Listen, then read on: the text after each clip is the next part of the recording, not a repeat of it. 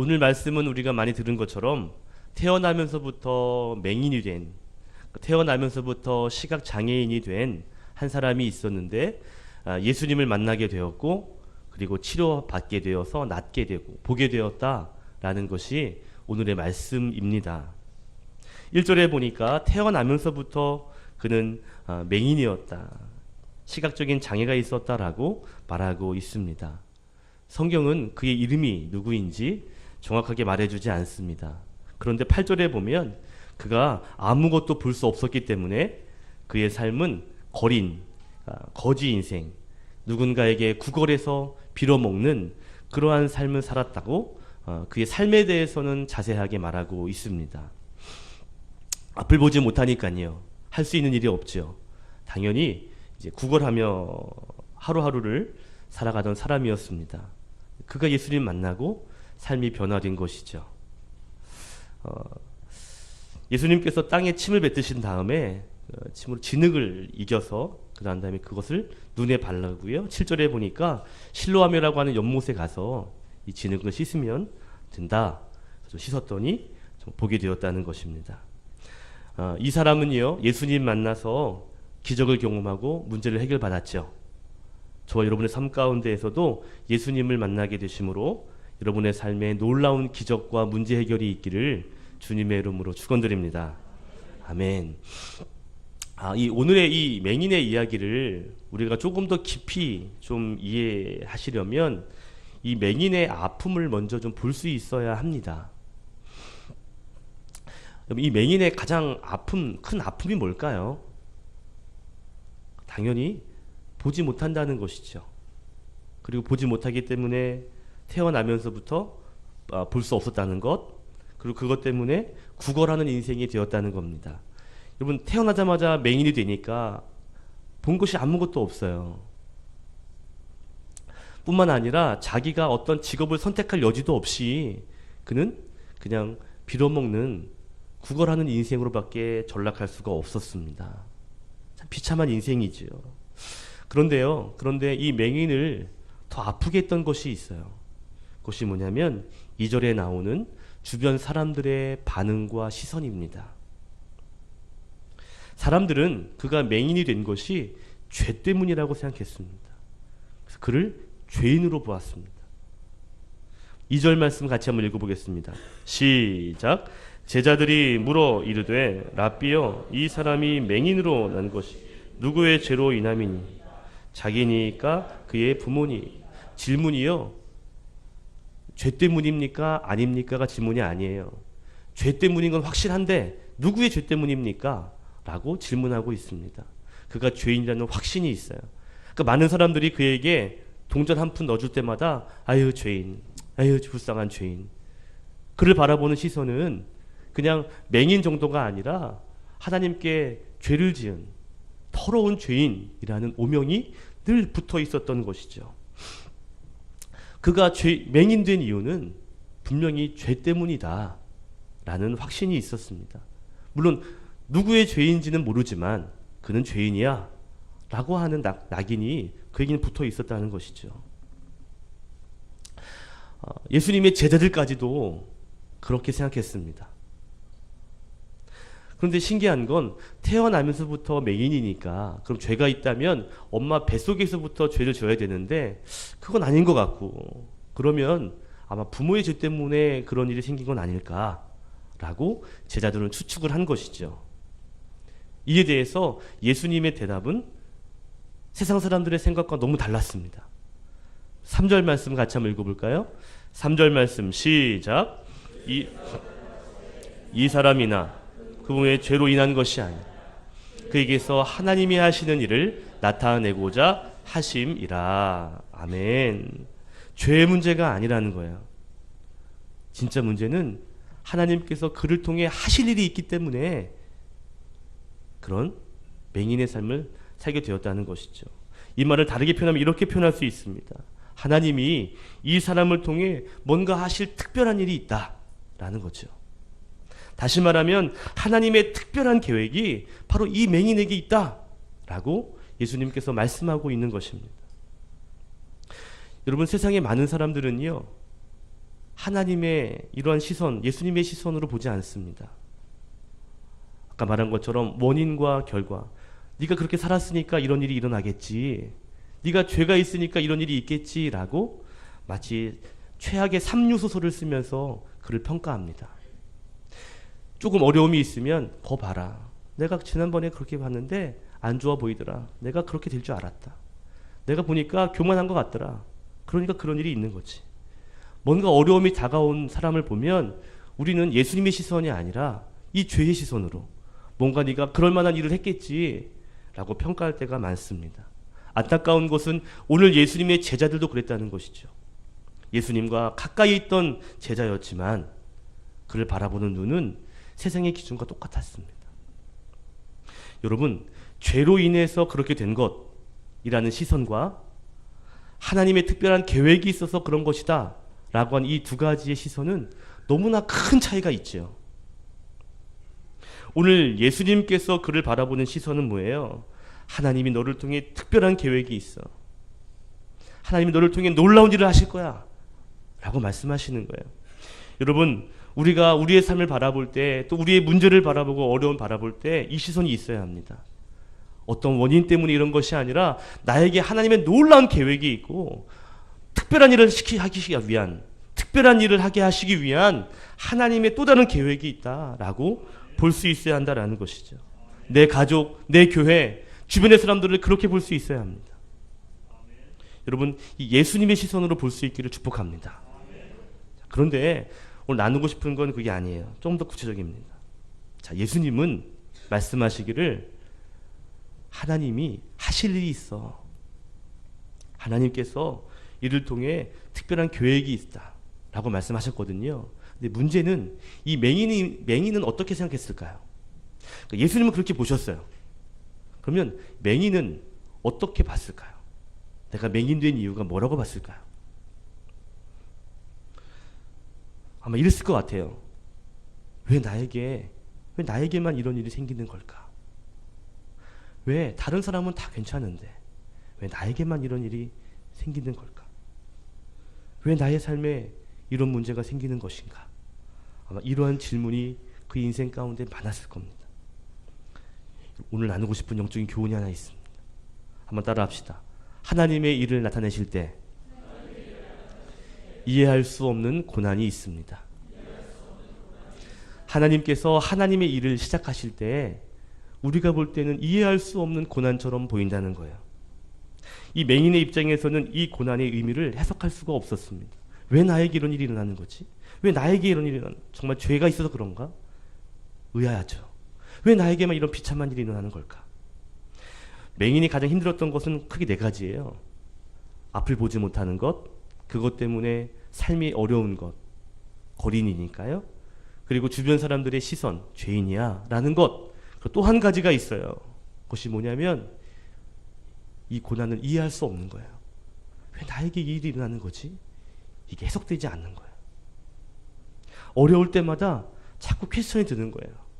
왜 나에게 이런 일이 일어나는 걸까? 여러분, 욥의 고난은 아시죠? 고난하면 성경에서 욥을 꼽잖아요. 우리는 욥의 고난의 이유를 압니다. 그죠? 사단이 욥을 보고 욥이 너무 부자라서 하나님 잘 섬기는 거라고 하나님께 가서 일렀어요. 하나님 그거 아니야. 욥은 신실한 사람이야. 그럼 하나님 한번 시험해 보세요. 욥은 분명히 하나님 배신할 겁니다. 그때 하나님이 그래? 한번 해봐라 라고 허락하셨거든요. 우리는 그 이유를 알아요. 욥은요. 욥의 입장에서는 그 이유를 모릅니다. 왜 나에게 이런 일이 일어나는가? 이해할 수 없는 고난이 있죠. 여러분, 여러분에게 때로는 이해할 수 없는 어려움이 찾아올 때가 있습니다. 그때 어떤 사람은 죄 때문이라고, 어떤 사람들은 뭐 또 다른 이유를 댈지 모르겠어요. 그런데 만약 그때 예수님께서 여러분 옆에 계시다면 아마 이렇게 대답하실 거예요. 누구의 죄 때문이 아니라, 어떤 문제 때문이 아니라 하나님의 놀라운 계획이 있기 때문이다 라고 말씀하실 겁니다. 여러분, 세상 사람들 그리고 다른 종교는요, 어떤 원인이 있고 이유가 있습니다. 그리고 결과가 나와요. 인과응보요. 이래서 이런 거야. 이렇게 살으니까 이런 거야 라고 이야기합니다. 그런데요, 믿음의 성도는 지금에 있는 이 일이 미래에 하나님이 하실 일입니다 라고 하나님의 계획을 생각하며 나아간다는 것이죠. 세상 사람들은 이 문제를 과거의 어떤 문제 때문이지 라고 보지만, 믿음의 성도는 미래에 하나님이 하실 첫 단추다 라고 보는 것입니다. 이 단추를 통과하면, 잘 꿰면 그 다음에 나가다 보면 결국 하나님의 나타나시는 일들이 보이게 될 거라는 것이죠. 여러분, 우리가 예수님을 구주로 믿은 우리들은요, 남을 탓하거나 운명을 탓하는 사람들이 아닙니다. 지금의 사건 가운데 하나님이 개입하시고 하나님이 우리와 함께 하심으로 결국 우리의 미래를 하나님의 방법으로 살아가면 하나님이 그 미래를 책임져 주시는 사건이 바로 하나님이 동행하시는 사건이 되는 거야. 이게 우리가 문제를 바라보고 현재를 해석하는 믿음의 눈입니다. 앞에 어떤 문제 때문에도 그럴 수 있지만, 그러나 이 문제를 통해 하나님께서는 놀라운 일을 하실 수 있다. 이것을 통해, 이 고난을 통해 하나님은 기적 같은 일들을 행하신다 라고 보는 것이죠. 여러분, 이 미국의 로버트 슐러라고 하는 목사님이 계신데요, 그가 탈무드 얘기를 하면서 이런 고백을 했습니다. 이런 탈무드의 얘기가 있어요. 하나님께서 천지를 다 창조하셨어요. 근데 처음에 새를 만드실 때 아직 날개가 없었다 그래요. 탈무드에. 하루는 새가 하나님 찾아왔습니다. 따지는 거예요. 하나님, 아니 사자는 이빨도 주시고 발톱도 주셔서 자기를 지킬 수 있게 하시고, 뱀도 그렇게 독이 있어서 자기를 지키고 그러는데 저는 아무것도 없습니다.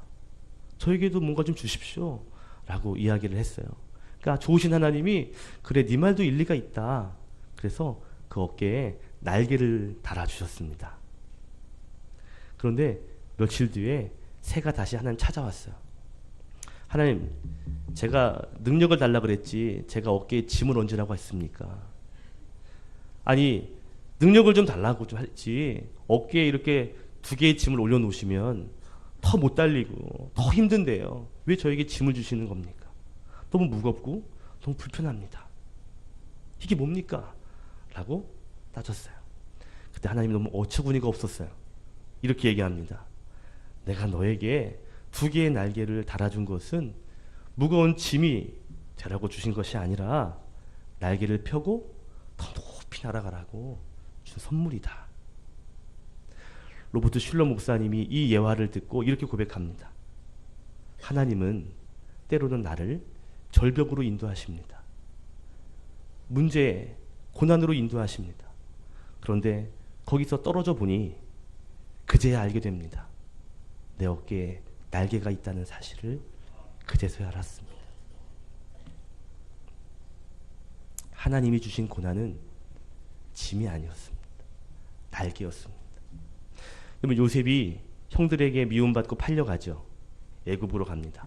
생고생을 합니다. 그런데 그 애굽에 팔려가고 종이 되고, 그리고 감옥에 가게 되는 그 일을 통해서 애굽의 총리가 되는 역사가 일어나게 되죠. 나중에 요셉이 형들과 화해할 때 이렇게 얘기합니다. 형들이 나를 판 것이 아니라 하나님이 나를 이곳에 보내셨습니다. 하나님이 그 일을 통해서 이 일을 하시려고 나를 보내신 겁니다. 라고 말하는 거예요. 하나님이 그 일을 통해서 이 놀라운 일을 하시려고 나에게 짐을 맡기신 거예요. 그 고난은 나를 더 강하게 하시려는 하나님의 섭리였다라고 요셉은 형들에게 이야기합니다. 여러분, 이것이 예수 믿는 사람들의 시선이에요. 이해할 수 없는 고난이 있을 때 어떤 이유를 찾고 주변 사람을 찾고 왜 그런 거야 라고 이유를 찾는 것이 아니라, 이 일을 통해, 이 고난을 통해 하나님은 놀라운 역사를 이루신다. 이것은 짐이 아니고 문제가 아니라 하나님의 역사를 나타내게 하는 믿음의 발판일 뿐이다 라고 보는 것입니다. 누군가 여러분에게 왜 나에게 이런 일이 일어나는지 모르겠어요, 왜 나에게 이런 아픔이 일어나는지 모르겠어요 라고 묻는다면 여러분 이렇게 대답해 주셔야 돼요. 그 일을 통해서 하나님의 역사는 시작됩니다. 이렇게 말씀해 주셔야 합니다. 오늘 맹인의 이야기는요, 예수님 만났어요, 고침받았어요, 할렐루야, 집에 갔어요, 이렇게 끝나지 않아요. 13절 이하에 보니까 수많은 바리새인들 앞에 예수님을 증언합니다. 33절, 34절에 보니까요, 하나님의 아들이라고 이야기해요. 자, 우리 33절, 34절 말씀 같이 한번 읽겠습니다. 시작. 이 사람이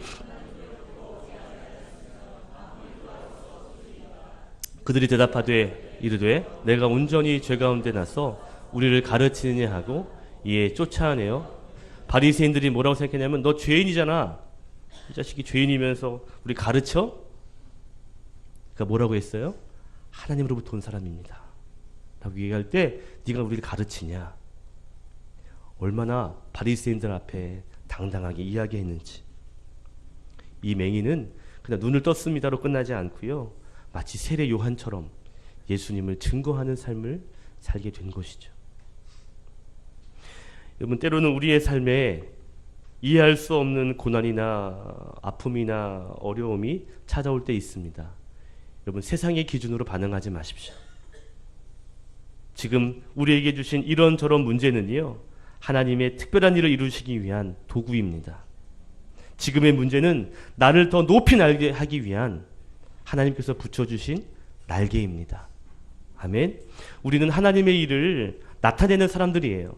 각자 한 사람 한 사람은요, 다 하나님의 특별한 계획이 있습니다. 우리들은 시시한 사람들이 아니에요. 하나님의 계획을 이루어드리는 사람들입니다. 비록 이해할 수 없는 고난을 만나기도 하지요. 그러나 그것은 하나님의 일을 이루기 위한 시작이고 발판입니다. 하나님의 일을 이루실 수 있는, 보여줄 수 있는 믿음의 성도가 되시기를 주님의 이름으로 축원드립니다. 아멘. 오늘의 이야기는 맹인의 이야기예요. 맹인이 예수님 만났더니 고침을 받았대요. 근데 재미있게도 우리 예수님의 처방이 참 재밌죠. 오늘 침을 한 다음에요, 진흙을 이기셔요. 그런 다음에 눈에 발라요. 좀 어떻게 보면 좀 이렇게 좋은 방법 아닌 것처럼 위생적인 방법은 아니잖아요. 그리고 실로암에 가서 씻으라고 합니다. 근데 재미있는 건 지금 이 맹인에게 했던 조치가 평소의 조치와는 너무 다르다는 것이죠. 예수님의 기적을 우리가 보았지만요, 예수님은 말씀만 하시면 되었습니다. 그 전에 오병이의 기적이 나오거든요. 오병이의 기적이 어떻죠? 그걸 가지고, 오병이를 가지고 기도하셨더니 그 자리에서 5,000명을 먹였습니다. 즉시로요. 그 전에 갈릴리 호수에서 제자들이 풍랑을 만난 사건이 있었죠. 바람이 거슬렀어요. 그때 즉시로 걸어가셔서 거기서 바람과 파도를 꾸짖습니다. 잠잠하라. 그랬더니 즉시로 잠잠해졌습니다. 그런데 오늘 맹인을 고치시는 방법은 예전의 방법과 좀 달라요. 말씀만 하시면 되는데 침을 뱉어가지고 진흙을 이기시고 눈에 바르고 그리고 가서 씻으라는 거예요. 오늘 두 번째로 나누고 싶은 교훈이 있습니다. 한번 따라합시다. 하나님의 일을 나타내실 때 나의 수준을 넘는 순종이 있습니다. 이 맹인이 예수님에 대한 소문을 들었어요. 그것은 예수님이 기도해 주시면 낫는다는 거예요. 여러분, 이 앞에 요한복음 4장을 보시면 4장 끝에 보면 왕의 신하 중에 한 사람이 예수님께 찾아와요. 왜냐하면 아들이 병에 걸렸거든요. 병이 들어서 예수님 찾아온 거예요. 그때 예수님께서 알았다, 믿음대로 되라, 가라 했거든요. 그 즉시 나았습니다. 그럼 읽어볼게요. 요한복음 4장 50절부터 우리 53절 말씀이에요. 우리 왕의 신하의 아들이 낳은 이야기 화면을 통해 같이 읽겠습니다. 시작. 예수께서 이르시되 가라, 내 아들이 살아있다 하시니 그 사람이 예수님께서 하신 말씀을 믿고 가더니 내려가는 길에서 그 종이 오다가 만나서 아이가 살아있다 하거늘 그 낫기 시작한 때를 물은즉 어제 7시에 열기가 떨어졌나이다 하는지라. 그의 아버지가 예수께서 내 아들이 살아있다 말씀하신 그때인 줄 알고 자기와 그 온 집안이 다 믿으니라. 아멘. 자기 아들이 낳았는데 예수님께서 그래, 너의 아들이 낳을 거다 하고 그 순간에 낳았다는 거예요. 여러분 그 뒤에 요한복음 5장에 보면 여러분 베데스다 연못에서 38년 된 병자가 예수님 만났습니다. 우리 5장 8절과 9절도 같이 읽어볼까요? 5장 8절 9절 화면을 통해 읽겠습니다. 시작. 예수께서 이르시되 일어나 내 자리를 들고 걸어가라 하시니 그 사람이 곧 나아서 자리를 들고 걸어가니라. 이 날은 안식일이니. 38년 동안 병들어 있던 사람인데요.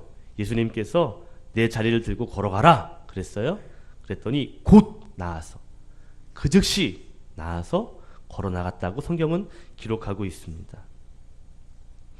이전까지 예수님에 대한 소문은 뭐였냐면 말씀하시면 낫는다라는 거였습니다. 맹인도 그 소식을 들었죠. 놀라운 소문이니까요. 예수님 만나면 이제 눈을 뜰 수 있다라고 하는 믿음, 확신이, 기대가 있었습니다. 그런데 예수님의 반응, 처방이 뭐예요? 침을 뱉어요. 그러니 진흙을 만들더니 눈에 발라요. 가서 실로암에 가서 씻으라는 거예요. 그냥 근처에 옆에서 씻는 게 아니에요. 실로암에 찾아가서 씻어야 합니다. 이 사람은 태어나면서부터 앞을 볼 수 없었기 때문에 실로암이 어디에 있는지, 어떻게 찾아가야 하는지, 얼마나 걸리는지 알 수 없습니다. 아마 사람에게 물어 가야만 했을 거예요.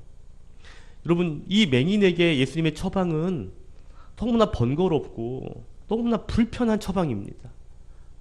그냥 즉시 낫게 하시면 되지. 굳이 진흙을 발라가지고 굳이 또 실험까지 찾아가서 이렇게 찾아가야 되거든요. 또 이 맹인의 마음을 불편하게 할 수 있는 것은 뭐냐면 그 전까지 침을 발라서 진흙을 개고 그걸 눈에 발라서 실로암에서 씻었다, 그 나았다 라고 하는 이야기를 들어본 적도 없습니다. 이 처방은, 예수님의 처방은요 좀 황당한 처방인 것이죠. 그런데 놀랍게도 이 맹인이 순종합니다. 볼 수도 없었어요. 그런 예수님의 처방은 들어본 적도 없어요. 이런 방법 알지도 못해요. 자기의 수준으로는 도저히 이해할 수 없는 거죠. 그러나 불구하고 이 맹인이 순종합니다. 자기의 수준을 넘어 말씀에 순종했더니 그 결과 한 번도 볼 수 없었던 세상을 보게 되었죠. 성경에는 밝은 눈으로 왔다라고 말하고 있습니다. 자기의 방법과 너무 다른 방법이죠. 내 수준을 생각하기에는 너무 이상한 수준의 이야기입니다. 그런데 순종했더니 됐어요. 여러분, 지난주에 우리가 여리고성의 이야기를 들었죠? 기억나세요? 일주일밖에 안 지났는데 여리고성을 무너뜨리는, 정복하기 위한 작전이 뭐예요? 일주일 동안 성을 도는 거예요. 그리고 일곱째 날엔 7바퀴를 돌고 그리고 나팔을 불면 소리치는 겁니다. 이게 무슨 작전이에요? 이게 무슨 전략이에요? 아니, 듣도 보도 못한 방법으로 하나님은 시키셔요. 근데 여호수아와 백성들이 7일 동안 인내하고 순종합니다. 결국 7일째 큰 소리로 외칠 때 놀라운 기적의 역사가 일어났습니다. 믿음의 사람들은요, 믿음의 수준, 자기의 수준, 기준은 뛰어넘어야 합니다. 믿음으로 뛰어넘어야죠. 자기 생각, 자기 경험, 자기 기준을 뛰어넘어 순종할 수 있을 때, 그럴 때 하나님께서 그때 일하시는 거예요. 내 방법으로, 내 생각으로 일하면 하나님은 그 정도밖에 역사 안 하셔요. 하나님의 방법만큼 순종해야 하나님의 방법이 일어납니다. 할렐루야. 여러분, 하나님은 우리들이 믿음의 수준으로 우리의 수준을 뛰어넘기를 원하셔요. 저 여러분, 믿음으로 하나님께 순종할 수 있는 성도가 되시길 바랍니다. 말씀을 정리할게요. 하나님께서는 하나님의 하시는 일을 나타내시고자 우리를 사용하실 줄로 믿습니다. 하나님의 계획에는요, 우리가 이해할 수 없는 고난도 있을 수 있어요. 그러나 그 고난을 통해서 우리는 믿음을 배우게 되고 우리의 수준을 뛰어넘는 순종을 배우게 됩니다. 로버트 슐러 목사님처럼 하나님은 우리에게 짐을 넣어준 것이 아니라 날개를 붙여주신 겁니다. 지금은 어깨에 있는 것이 날개가 아니라 짐처럼 느껴지고 무겁게 느껴지고 버겁게 느껴지지만 우리가 믿음으로 순종하며 나아가면 하나님이 계획하신 그날, 그때 날개를 활짝 펴고 하나님의 일하심을 나타내게 되는 그때가 반드시 있을 줄로 믿습니다. 하나님의 일을 나타내시는 하나님의 동역자가 되시기를 예수님의 이름으로 축원드립니다.